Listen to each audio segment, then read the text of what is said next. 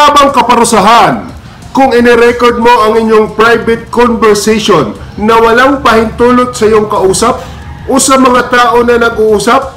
Yun po ang pag-aaralan natin sa video na ito.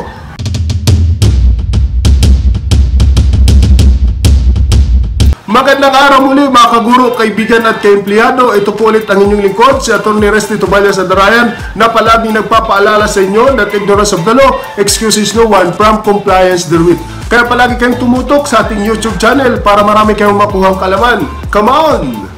Mga kaibigan, kung bago ka pa lang sa panonood sa ating YouTube channel, huwag niyong kalimutan na mag-subscribe at mag-like para tumaas ang ating ranking sa YouTube. Huwag niyong kalimutan na i-hit ang notification bell.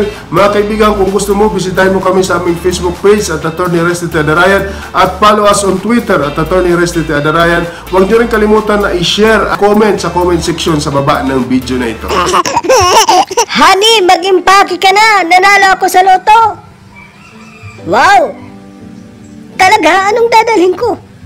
Wala akong pakialam, basta lumayas ka na rito.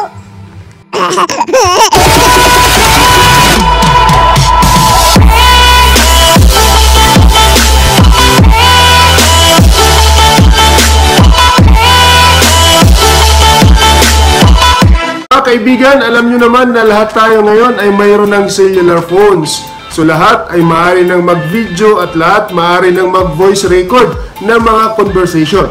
Pero alam nyo ba mga kaibigan, pinagbabawal sa ilalim ng ating batas ang pag-record ng mga private conversation nang walang pahintulot mula sa iyong kausap, mga tao na nag-uusap. Ito po ay ayon sa Republic Act 4200, an act to prohibit and penalize wiretapping and other related violations of privacy of communications and for other purpose. This is otherwise known as anti-wiretapping law. The law primarily protects the private communication by making it illegal and punishable to record conversations without consent of the parties involving in the communication. So pinagbabawal po ng batas na mag-record ng mga private conversations kung wala namang pahintulot ng iyong kausap, mga tao na nag-uusap-usap. Privacy of communication is protected by no less than our Constitution. Article 3, Section 3 of 1987 Constitution says that the privacy of communication and correspondence shall be inviolable except upon lawful order of the court or when public safety or order requires otherwise as prescribed by law. So the privacy of communication is restricted by our Constitution unless there is a lawful order of the court or when public safety requires it.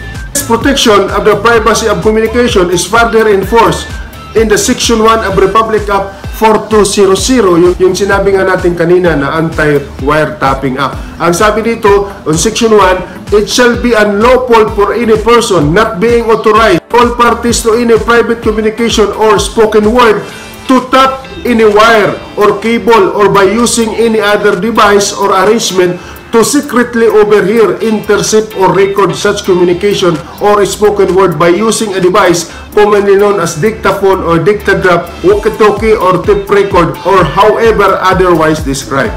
It may be also unlawful for any person to be a participant or not in the act or penalized in the next preceding sentence to knowingly possess any tape record, file record, desk record, or any such record or copies hereof of any communication or spoken word secured either before or the effective date of this act in the manner prohibited by law or to replay the same for any person or persons. Communicate the content thereof either verbally or in writing to punish transcription thereof whether complete or partial to any person. Mga kaguro, kaibigan at kaempleyado, pinagbabawal po ang pag-record ng private conversation at pinagbabawal din yung pag-possess ng tapes, content of record of that private conversation, at pinagbabawal din na sabihin kung ano ang laman o nilalaman ng nasabing private conversation. Ano naman ang kaparusahan sa ilalim ng batas na ito? Penalty of imprisonment of not less than 6 months but not more than 6 years, an accessory penalty of perpetual absolute disqualification from public service if the offender is public official, and if alien or foreigner, he shall be deported. So biro niyan mga kaibigan, mayroong pagkakakulong. Kung ikaw ay napatunayan na may sala, 6 months up to 6 years Plus, ikaw ay hindi na makakahawak ng anumang posisyon sa gobyerno kung ikaw ay public officer at that time the commission of the offense. Ano nga ba yung pinag-uugatan ng batas na ito? Mga kaibigan, ang batas na ito ay noon pa. Hanggang ngayon, mahalaga pa rin ito. Kasi mga sitwasyon, mga kaibigan, na kung saan hindi alam ng dalawang taong nag-uusap sa pamamagitan ng telepono na linalagyan ng device ang kanilang linya. So lahat ng mga sasabihin ng dalawang tao na nag-uusap, nare-record sa device na yon at napapakinggan kung sino man yung tao na naglagay ng device na yon. So ito ay ginagamit para matiktikan, para obserbahan, para malaman yung mga detalye sa buhay ng mga tao na nag-uusap sa telepono.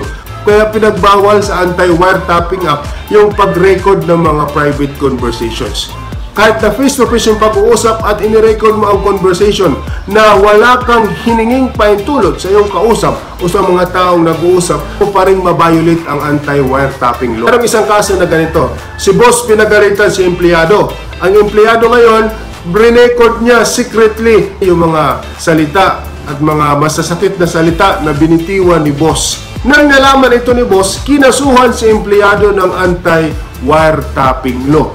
Ang depensa naman ng empleyado, hindi mo ako maaring kasuhan dahil I am a part of the conversation. Ang kinakasuhan ng batas, yung third person na hindi kasali sa pag-uusap, yun ang nag-record ng private conversation. Ano ang sabi ng Supreme Court? Public Act 4200 or the Anti-Wiretapping Law clearly and unequivocally makes illegal for any person not authorized by all parties to private communication to secretly record such communication by means of tape recorder. This law makes no distinction as to whether the party sought to be penalized by statute ought to be a party other than or different from those involved in a private conversation. The statute intent is to penalize all person unauthorized to make such recording is understood by the use of the qualifier any.